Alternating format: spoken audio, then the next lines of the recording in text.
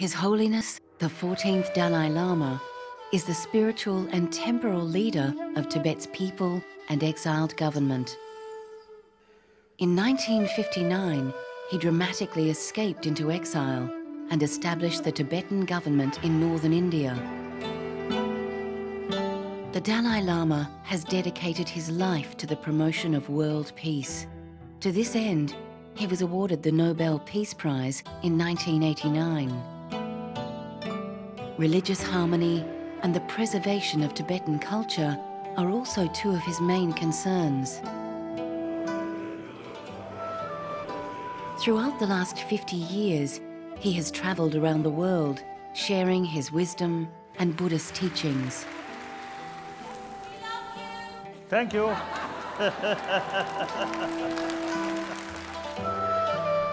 There are few souls in history which have had such a positive influence on our world.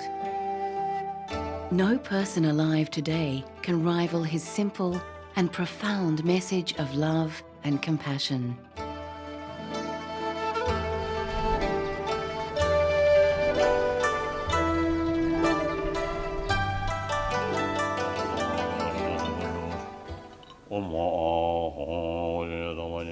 His Holiness the Dalai Lama currently resides in the foothills of the Himalayas in northern India.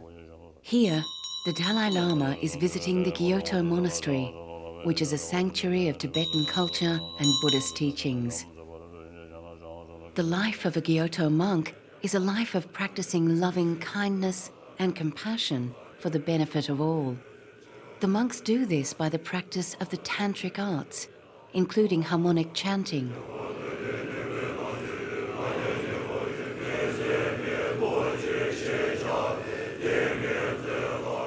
The Dalai Lama is highly grateful to the Indian government for granting his people refugee status.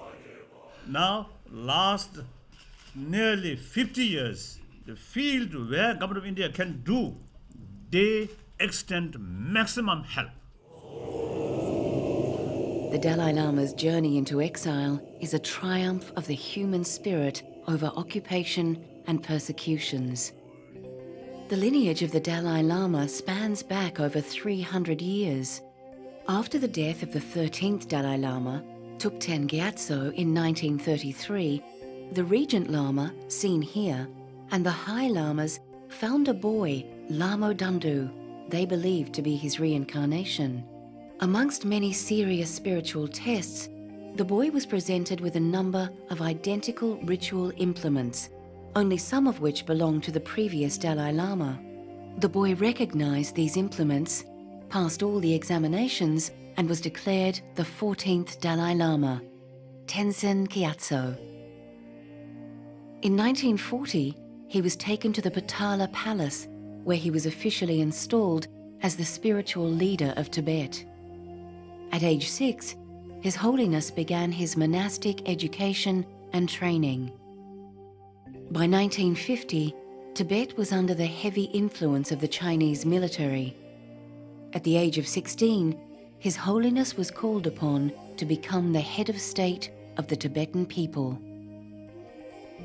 On the 10th of March 1959, General Chiang Chu-wu, the Chinese military commander in Lhasa, extended a seemingly innocent invitation to the Tibetan leader to attend a theatrical show by a Chinese dance troupe.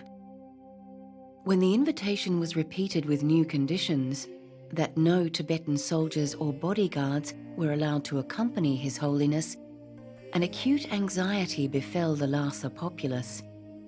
Tens of thousands of Tibetans gathered around the home of the Dalai Lama at Norbuglinka Palace, determined not to let His Holiness attend the show alone. Disguised as a common Tibetan soldier, the Dalai Lama, along with a small escort, passed through the crowd and headed south to the Indian border. Within hours, the Chinese army had invaded the palace with tremendous force. Shapachoze Lobsang Tenzin Rinpoche, the former abbot of the Kyoto Monastery, recounts the horrific events that unfolded on that horrendous day.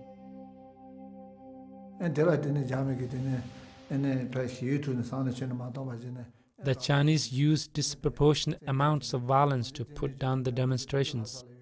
With no mercy shown, the scale of destruction and the use of force was unbelievable and unnecessary, in that it was like the sky had fallen down to earth. Such was the cruelty of occupation and invasion that it was absolutely untenable to continue living in Lhasa. We just had to think about running away to a safety without knowing where to go. Maybe it was a quirk of some divine force guiding us, somehow that we headed for southern Tibet, which proved to be a safe route to go into exile in India and seek refuge. One of the reasons for deciding to head for southern Tibet was that the territory was under the control of the Tibetan resistance group by the name of Chushigangdu, 4 rivers and 6 peaks, formed in 1958 by Khampa fighters to resist the Chinese. And so they kept the paths Chinese free. The territory the Khampas controlled in the southern Tibet linked almost to the Indian border, which then allowed importantly His Holiness the Dalai Lama, subsequently myself, and about 100,000 refugees to pass safely into exile into India.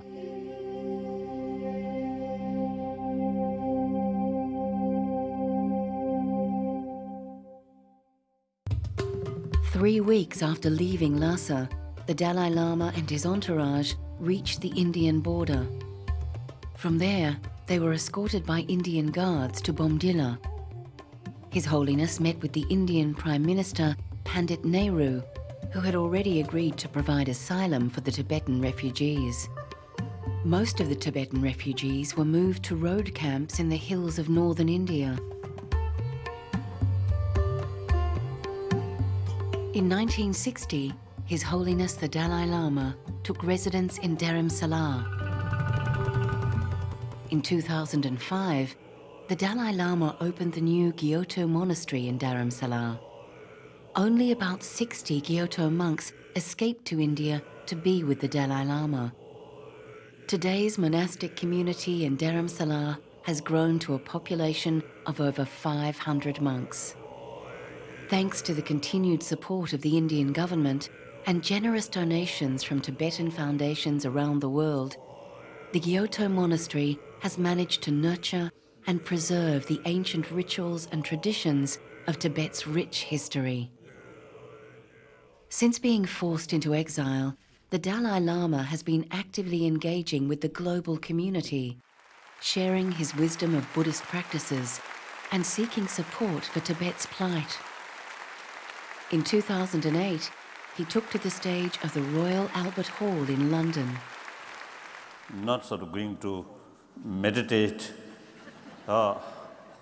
in silence. Don't worry that. Now nearly half century and remain as a homeless, and generation change, but still our people keep Tibetan spirit from older generation to younger generation. So that's our original aim. As soon as we become refugee, I think a culture of peace, culture of compassion. Now, because of this light, this is necessary.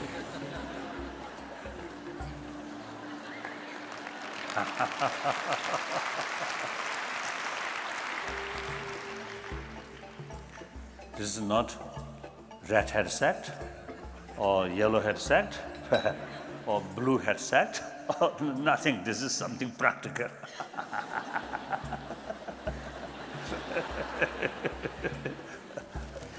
My day starts 3:30 every morning. So then at least 4 hours some meditation. One portion of my meditation is visualize those individuals who take ruthless sort of decision.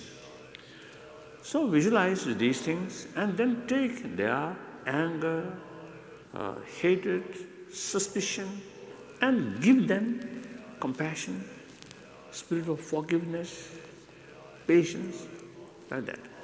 looks silly, just imagination, no actual effect.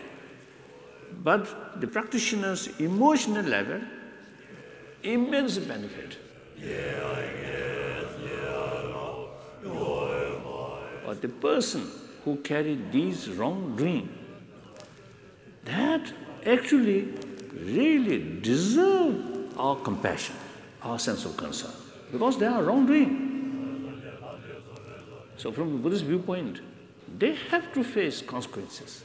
So there's more reason to feel concern about the troublemaker rather than victims.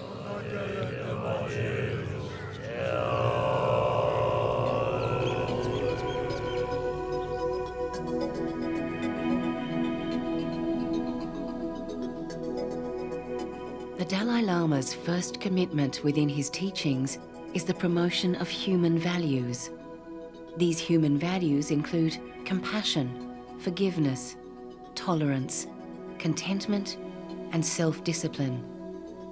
All human beings are the same. We all want happiness and do not want suffering. Even people who do not believe in religion recognize the importance of these human values in making their lives happier. His Holiness refers to these human values as secular ethics. He remains committed to talking about the importance of these human values and shares them with everyone he meets. What is human value? Money? Oh yes, very important. Sometimes I jokingly used to telling the Buddhist audience, particularly Tibetan, we usually used to recite one Tibetan special sort of mantra, that is Om Mani Padme Hum. So we recite, sometimes we a little bit of hurry, then we recite Om Mani Padme Hum, Om Mani Padme Hum, then Om Mani, Om Mani, Om Mani, Om Mani, Mani. So that sounds, looks like money, money, money, money, money, like that.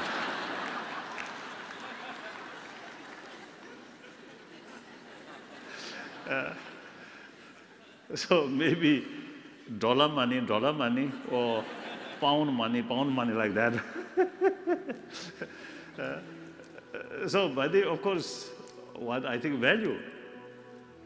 And of course, all these external the facilities, there's a valuable things, good. But all these provide physical comfort, not mental comfort. If you have plenty of money, then some kind of satisfaction in their mental level. Oh, I have a lot of money. That is illusion, actually, because we notice among the billionaire, plenty of money, but as a person, very unhappy person, a lot of worry, a lot of anxiety, a lot of suspicion, a lot of jealousy. As a person, billion money fail to bring inner peace. Billion money bring more suspicion, more uncomfortable, more worry. Anyone who truly believes if you have money, everything can solve. Everything, because of that, then you get real 100% satisfaction. That's, I think, illusion. Money can bring some friend, but that essentially friend of money, not friend of being yourself. Your fortune go like that.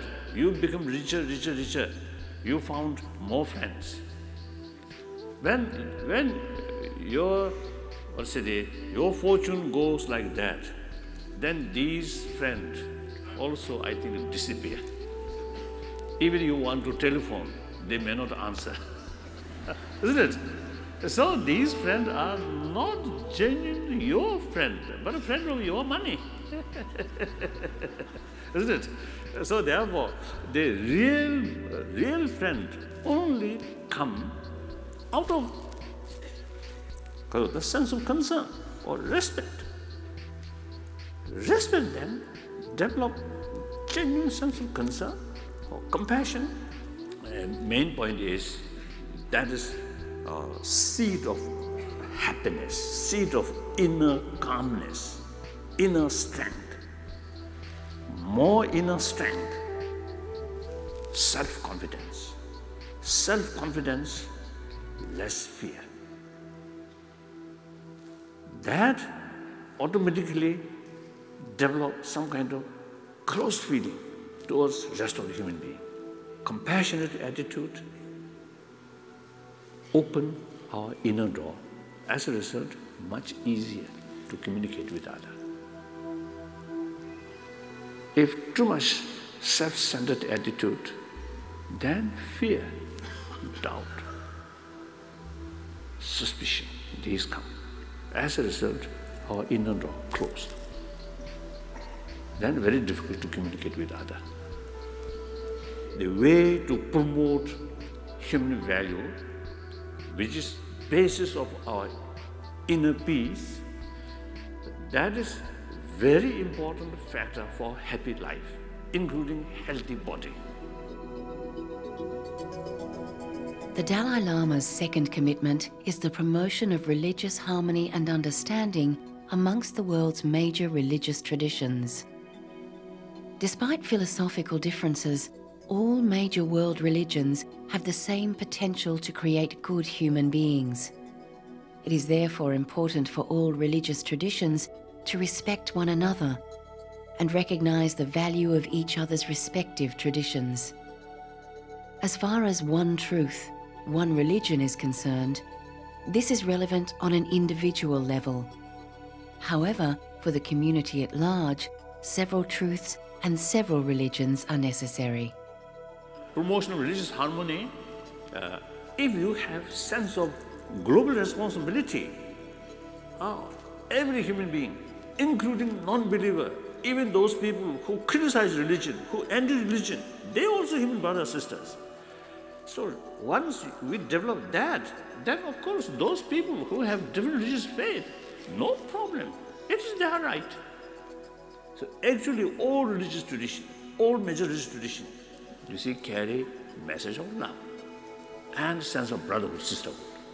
So different approach. Some say there's God. God created all these things. So true sense, brothers, sisters. And some say law of causality. Again, good experience come from love, respect other. Bad result come through harming other. You get negative consequences. So same aim, same meaning, different approach. Therefore, there is no obstacle to bring genuine harmony among the different traditions. Now here may be useful, make distinction, faith and respect. Faith towards one's own religion, respect to all religions.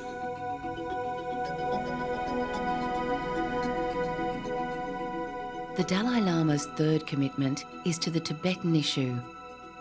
His Holiness has a responsibility to act as the free spokesperson of the Tibetans in their struggle for justice. As far as his third commitment is concerned, it will cease to exist if a mutually beneficial solution is reached between the Tibetans and Chinese. Then third commitment is regarding Tibetan problem, Tibetan struggle. The most important, Tibetan people, inside as well as outside, they very much trust me, put a lot of hope on me, so I have the moral responsibility to serve them as much as I can. Of course, my ability, my knowledge, my experience in various fields, very limited. But whatever way, that is my moral responsibility to serve them. But there will be time limit. I already something like semi-retired position, because since 2001 we already have elected political leadership.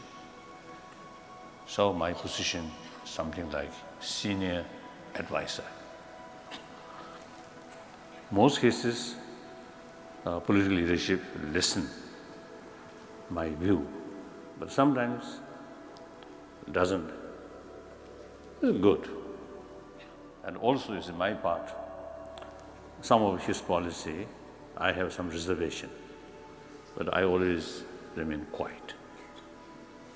So we are sincerely practicing democracy. A priority for the Dalai Lama is the continuation of the lineage of knowledge for the Tibetan people. The Gyotto monastery in Dharamsala has kept the traditions alive, along with Tibetan centers and support groups around the world. Now new generations, I think second generation, and in some cases third generations, now already there. So not only in India, but even in Canada, in America, in Switzerland, now these second generation, third generations, now they very in the spirit of being Tibetan, with Tibetan culture. I think past 50 years experience quite encouraging. And meantime, we also, you see, establish our school. Boys often as young as 6 years of age join the monastery.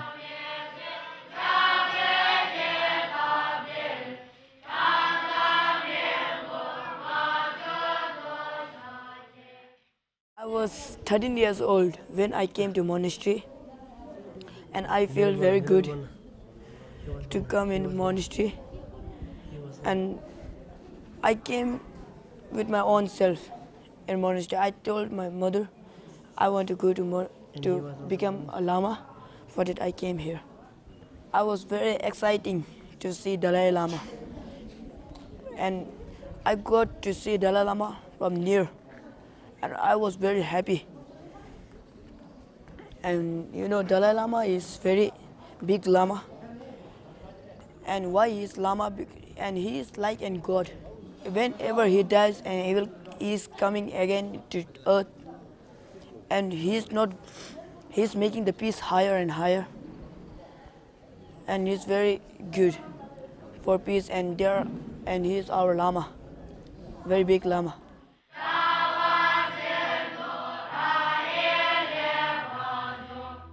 Then they re-established a monastic institution. And also, you see, we established in nunnery the quality of Buddhist study, same standard of those monasteries sort of through centuries enjoy. So this is something new. Now we, India, now I think more than 40 years, you see, we established serious study in the nunnery. So now already highest Geshe degree already in the nunnery.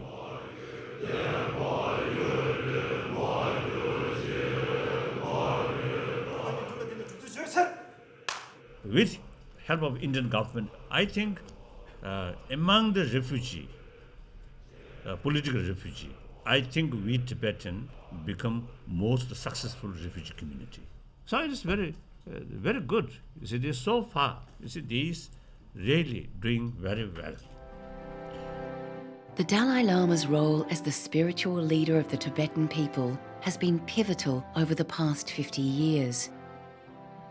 But his role as leader of the Tibetan government in exile has been more challenging. The Dalai Lama has been generating constructive dialogue for the Tibetan quest since he petitioned the United Nations General Assembly in 1959. He won the support of countries such as Malaysia and Ireland, which insisted the UN must act on the Tibetan problem. Be it in Tibet or anywhere else in any part of the world, must be a matter to be taken up by the United Nations. Can it seriously be claimed that a country like Tibet, which has become almost legendary by reason of its separateness from the rest of the world, and which has all the marks of a distinct national personality, belongs essentially within the domestic jurisdiction of another country? The General Assembly agreed to adopt 3 resolutions. These resolutions included that China would respect the human rights of Tibetans and their desire for self-determination. The United Nations resolutions were not implemented by China. Unlike his predecessors, His Holiness has held talks with many prime ministers, royal monarchs and presidents in a bid to gain support for Tibet. His life in exile has led him to more than 62 countries, covering 6 continents. In 1996, he travelled to South Africa, where he met with President Nelson Mandela. I pray and I wish, all your hard work, can succeed. And not only benefit for people in this country, but also, I think, for humanity, I think you can be a very good example. It has not been an easy journey. The Chinese government has a lot of influence on the global political arena and regularly pressures world leaders not to meet with the Dalai Lama. Sorry, you said this is not a political visit, but had Gordon Brown invited you to Downing Street, would you have accepted the invitation? No reason to refuse. The Dalai Lama also enjoyed numerous meetings with President George Bush. Between George Bush and me, we have, one common thing, that is the promotion of democracy. More recently, he has presented his case to governments around the world, including the UK Foreign Affairs Select Committee. I think the world knows we are not seeking independence. So sometimes I jokingly telling people, we both sides have some mantra or recitation. I recite one recitation, that is, we are not seeking independence, we are not seeking independence. That is my recitation. Perhaps it's 1,000 times. I think it's 1,000 times. Then the Chinese recitation is Tibet is part of China, Tibet is part of China, Tibet is part of China. That is their recitation. So just a mere recitation, not much effective. So we have to work. I feel a little because of that, uncomfortable. But I am Buddhist monk. All my conduct, what I really feel, I express. I have no interest or practice saying something and keep in mind something different. After all, solution must find between Chinese and Tibetan, no one else. So the support from Chinese people is very essential. Now already some writers, some intellectuals wrote, I think, really very objective assessment or articles. So this is really a hopeful sign. Universal responsibility. Each of us must learn to work not just for oneself, one's own family, or one's nation, but for the benefit of all humankind. Universal responsibility is the foundation for world peace. It seems to me many problems which we are facing, essentially man-made problem. Of course, nature disaster. These things, something different. But major portion of our problem is essentially our own creation. And meantime, nobody wants a problem. I think everyone in early morning when we get up, I think nobody hoping now this day I should have more problem, more trouble. Nobody feel that. From early morning, as soon as we wake up, I think, hope, wish, some pleasant day. That's human nature. And most of these troublemakers, essentially, not necessarily intended, but you see, their way of approach is become unrealistic. That causing problem, unexpectedly. And unrealistic approach happen, that also not intentionally, but because of lack of perspective, comprehensive perspective, and in many cases short-sighted. So that ultimately lack of sense of global responsibility. We divide we and they and feel our interest is something independent from their interest. So taking most important our own interest and disregard others' interest. So that creates problem. In reality, our interest, others' interest is actually, I think, very much interconnected. So in the reality, we are part of the 6 billion human beings. Therefore, 6 billion human beings happy, one individual bound to be happy. If 6 billion get trouble, you cannot escape. So that's the reality. So according to that reality, our century-old concept of we and they, something independent, I think that outdated. So therefore, the idea is a sense of global responsibility, develop sense of concern of entire humanity, entire world.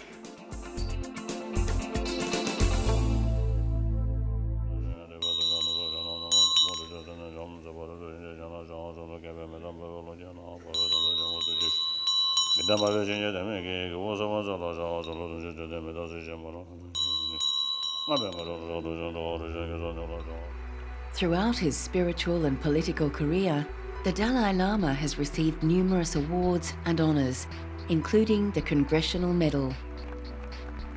Perhaps his most notable award is the Nobel Peace Prize. The committee recognized his efforts for the liberation of Tibet and his quest for a peaceful solution rather than using violence. So think more about others' well-being. You get maximum benefit.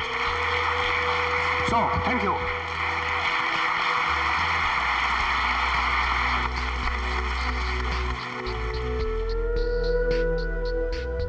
Throughout his travels, His Holiness has spoken to many public audiences and touched the hearts of millions around the world. You know, he just celebrated his 70th birthday, so he won't be around forever. So, you know, these are tremendous opportunities to be in really the midst of greatness. He's the embodiment of all the Buddha's compassion. So when he comes, you experience that. And it's very important because, you know, then one feels inspired to share that same thing. Tibetan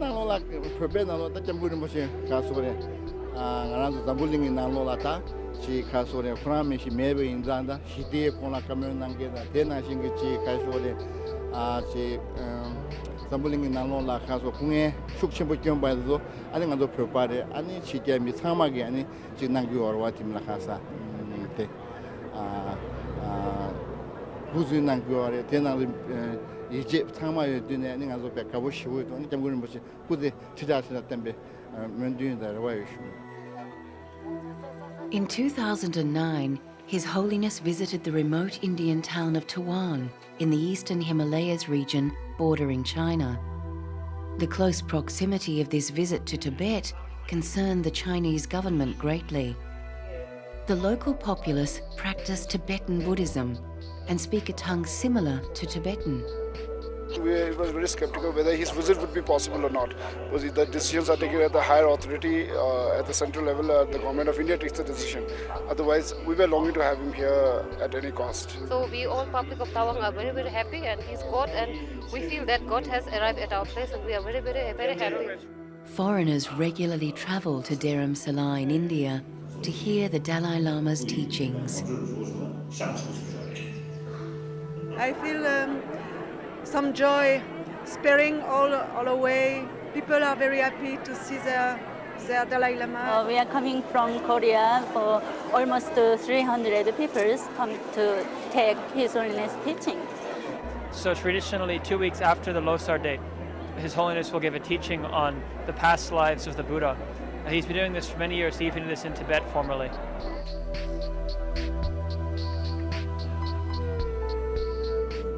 It's little wonder that in these times of global conflict, that people of all cultures and religions desire to hear the wisdom of His Holiness.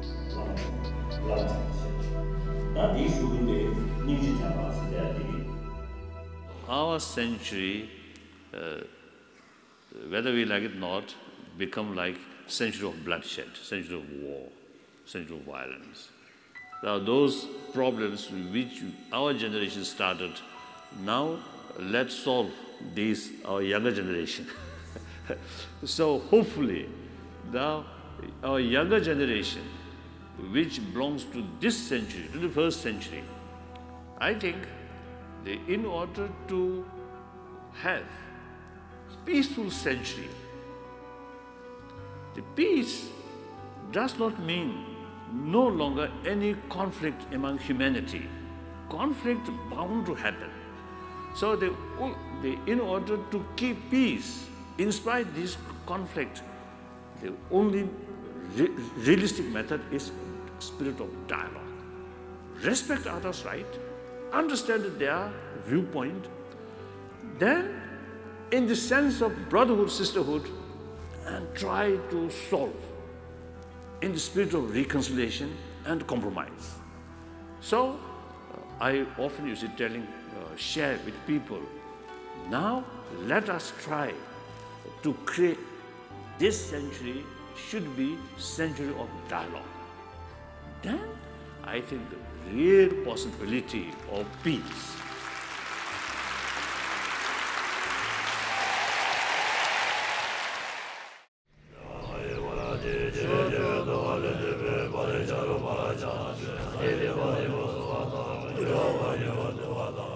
I think some inner peace, some certain kind of inner peace through practice. So here now this is one example. In order to keep inner peace, compassion really makes differences. Very important. Because self-centered sort of person, very sort of cherishing oneself, only oneself. So the reflection of that feeling, they use the word I like that. So that word, nothing wrong. But the real attitude here, just think oneself. So think only oneself, then even tiny problem appears unbearable. If your attitude, think others' well-being, that means others is infinite. So think more about others' well-being, your mind open, widened. Then your own problem appears not significant, insignificant. Same problem, same tragedy can be much different how you see it.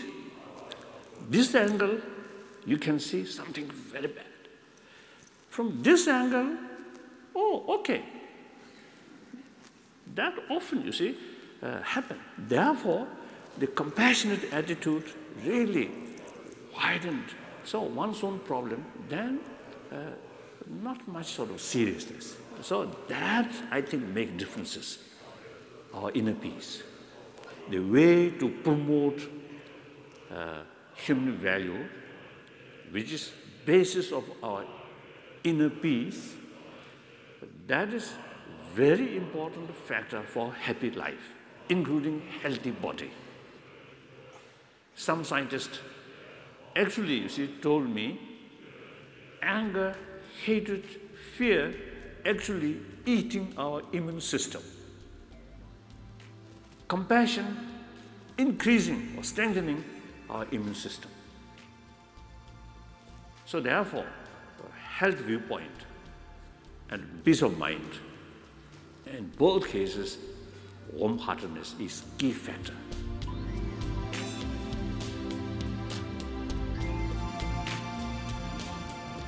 Like no other religious leader, the Dalai Lama is constantly in the media spotlight. Although English is not his first language, his joyful persona and sincere honesty has helped win the international press's support for the Tibetan movement. Telling the truth. I always describe like BBC or CNN, I do not consider as a pro-Tibetan. Pro-justice. I consider these also, I think the BBC correspondent here, I always describe BBC something very objective. Particularly, I developed this conviction during Falkland War, Falk Island. Falklands, yeah. The British government, then Mrs. Thatcher, is a little bit disappointed. You see, your sort of clear presentation. So something danger about British sort of Navy, isn't it? Yeah. So at that time, I developed sort of conviction. BBC, that's really objectively, you see, present. So therefore, you see, the BBC, I do not consider something like pro-Tibetan or anti-Chinese. Genuinely pro-justice. Yeah. And their report very objective. So this, you see, Chinese media very much lacking. Jonathan Mirsky. Right. Yes. My respect. My this is not a good way for me to make friends with other journalists. No. The person who asked me as early as 87, if things become more violence than what I do, then I immediately answered, if violence become out of control, then my option is resign. You see, this answer recently also I repeated. So thank you. Yes, now your questions. Now I've forgotten what I was going to sorry. No, Ben Cole at Positive TV. Could you please... Positive TV. Positive TV, well, what's the yes. meaning? It's again. It's instead of negative TV. Then all of them. That just means that we're beginning to sit. The MPs are going into the chamber. I see. Don't worry. Not a fire. Oh, not the sign of end our meeting. No. Then okay. So, or fire. No fire. No fire. we cannot jump here. It's too high. Okay, so yeah. Clearly, a press conference with His Holiness can be a humorous experience, but when the subject of China is raised, it is no laughing matter. I'm Li Peng from China News Service. You just mentioned human rights. Do you think situation of human rights in Tibet is better or worse at the moment than previous period before 1959? Worsened. Worsened. Better or worse? Yes. Worse. Could you give me I think more that's details? the answer. You should go to Tibet and ask. Then you get answer. If I say worse, then immediately you say, oh, Dalai Lama exaggeration. There are some journalists who are in Beijing already to cover the Olympic Games, and some have come back and said the Chinese authorities are showing them lots of information about Tibet and taking them to Tibet heritage centers and giving them the Chinese government's view. So they're being very organized to use the opportunity, this is the claim, of having journalists in Beijing to show them the Chinese authorities' view. That's not unusual. Now, last 50, 60 years, always go like that way. Even during Cultural Revolution, the all Chinese media full praise about Cultural Revolution. So then later, you see, political situation change, leadership change, then full criticism about Cultural Revolution. Like that. The Dalai Lama shared some of his insights regarding the struggles of dealing with the Chinese government at the Royal Albert Hall. One Tibetan monk I know very well before 1959. He spent 18 years in Chinese Gulag. So this monk then used to join the Dharamsala. One day we casual talk. And then he told me, during 18 years in Chinese Gulag, he faced few occasions some danger. Then I thought, danger on his life, maybe. And I asked, what kind of danger? And his answer is, danger of losing compassion towards Chinese. So that kind of sort of attitude. But recently, the Chinese government seems to pay more attention about the Tibetan problem.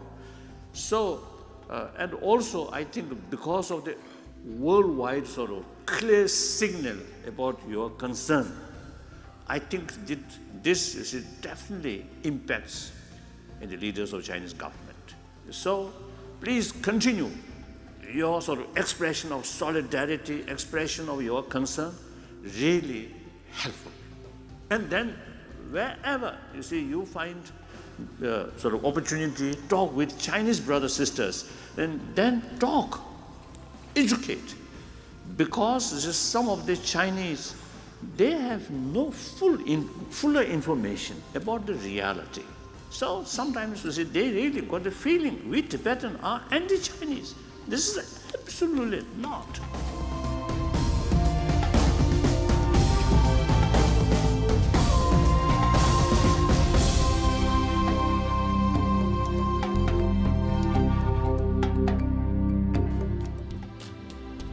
Before the Dalai Lama dies, by tradition, he will inform the monks of his new reincarnation, and they will seek the child Lama. But Tibetans fear China will dictate who is the successor to His Holiness as a way of extending their control over Tibet. This was demonstrated by China's removal of the Tibetan Bumchen Lama and installing their own. The Karmapa is touted by many as a possibility to fill the vacuum left by the 14th Dalai Lama. At the age of 14, Karmapa made a daring escape from a Tibetan monastery. He crossed the Himalayas by foot and horseback to India and now resides at the Kyoto Monastery in Dharamsala.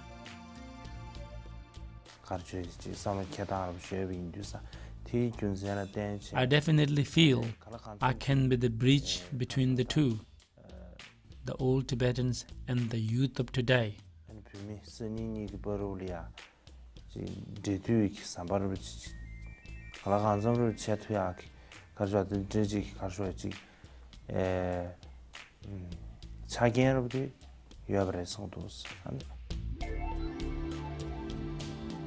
The Dalai Lama and the Tibetan people are considering many options to continue the lineage of the Dalai Lama. One option is appointing the 15th Dalai Lama before the 14th passes away. This is a radical departure from the traditional formality. The Dalai Lama's life has been a remarkable journey. Now aged in his 70s, he remains optimistic about his people's future.